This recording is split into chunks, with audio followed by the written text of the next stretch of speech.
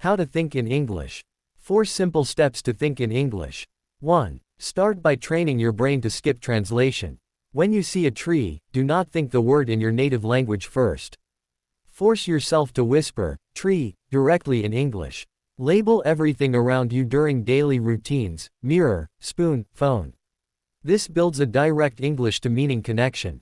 2. Use simple inner monologues. Describe what you are doing right now. I am brushing my teeth. The water is warm. I will leave in 5 minutes. If you get stuck, simplify. Instead of a long sentence, say, teeth, brush, done. Short is better than switching languages. Speed will come later. 3. Ask yourself easy questions in English throughout the day. What am I eating? How do I feel? What will I do next? Answer out loud or silently. This turns English from a school subject into a living tool. You are not memorizing, you are using. Every question strengthens the habit. 4. Keep a 1-sentence English diary.